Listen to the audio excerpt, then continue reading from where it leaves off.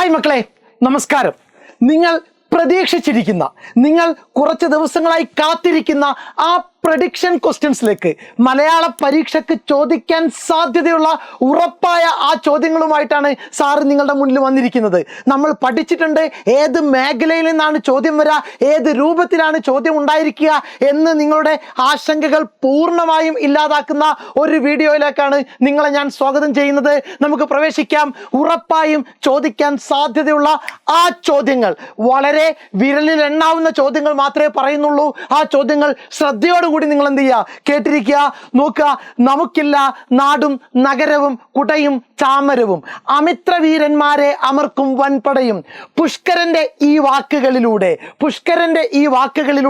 കലിക്ക് പുഷ്കരനെ കുറിച്ചുണ്ടാകുന്ന ധാരണകൾ എന്തെല്ലാം? നമുക്കില്ല നാടും നഗരവും കുടയും ചാമരവും, അമിത്രവീരന്മാരെ അമർക്കും വൻപടയും. പുഷ്കരന്റെ ഈ വാക്കുകളിലൂടെ കലിക്ക് പുഷ്കരനെ കുറിച്ചുണ്ടാകുന്ന ധാരണ എന്തെല്ലാം? ഇത് പറയുന്ന സമയത്ത് പുഷ്കരന്റെ മനോഭാവം എന്താണ്?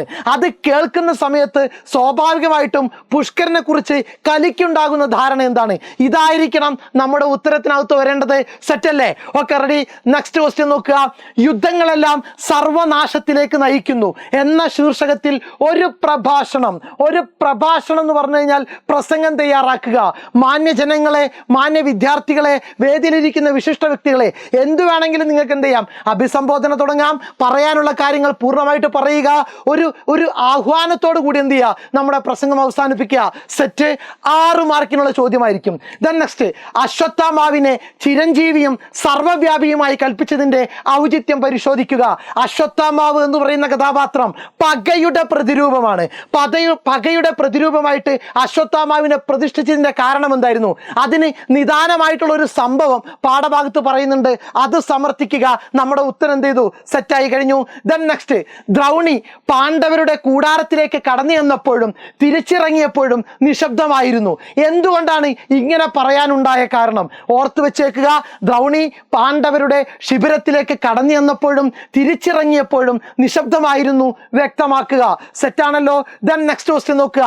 നീ എൻ്റെ ഹൃദയത്തിനകത്താണോ നിൽക്കുന്നത്? ആര് പറഞ്ഞതാണ്? ദസ്തയേവ്സ്കി അന്നയുടെ കണ്ണുകളിലേക്ക് ഈ ഒരു ആശയം വെച്ച് നോക്കിയതാണ് എന്ന് ചോദിക്കുന്ന വിസ്മയത്തോടെ ദസ്തയേവ്സ്കി അന്നയുടെ കണ്ണുകളിലേക്ക് നോക്കി. ദസ്തയേവ്സ്കി അന്നയെക്കുറിച്ച് ഇങ്ങനെ ചിന്തിക്കാനിടയായ സാഹചര്യം എന്താണ്? നീ എൻ്റെ ഹൃദയത്തിനകത്താണോ നിൽക്കുന്നത് എന്ന് ചിന്തിക്കാനുള്ള കാരണം എന്തായിരുന്നു? കാരണം ദസ്തയേവ്സ്കി ഉദ്ദേശിച്ച എന്തെല്ലാമോ ചില കാരണങ്ങൾ കൃത്യമായിട്ട് ആര് പറയുകയുണ്ടായി? അന്ന പറയുകയുണ്ടായി. തൻ്റെ മനസ്സിലുള്ള കാര്യങ്ങൾ അന്ന പറഞ്ഞത് കണ്ടപ്പോഴാണ് ഇങ്ങനെ ചിന്തിച്ചത്. ഇതെന്തായിരുന്നു വിഷയം? ഓർമ്മയുണ്ടല്ലോ? ഓക്കെ. ദെൻ നെക്സ്റ്റ്, എനിക്കപ്പോൾ സഹതാപവും തുടർന്നുകൊണ്ട് ഉള്ളിൽ ചിരിയും വന്നു. ആ മാന്യനെ കണ്ടപ്പോൾ നമ്മുടെ എഴുത്തുകാരനായ എസ്.കെ. പൊറ്റക്കാടിന് ഒരേ സമയം സഹതാപവും പിന്നീട് ചിരിയും വന്നത് എന്തുകൊണ്ടായിരുന്നു? സഹതാപം വന്നത് ആരെക്കുറിച്ച് ഓർത്തപ്പോഴാണ്? ചിരി വന്നത് ആരെക്കുറിച്ച് ഓർത്തപ്പോഴാണ്? ഇത് പൂർണ്ണമായിട്ട് എഴുതി കഴിഞ്ഞാൽ നമ്മുടെ ഉത്തരം എന്ത് ചെയ്തു, സെറ്റായി കഴിഞ്ഞു. ഓർത്ത് വെച്ചേക്കുക. ദെൻ നെക്സ്റ്റ്, ഇത്രയേ ഉള്ളൂ.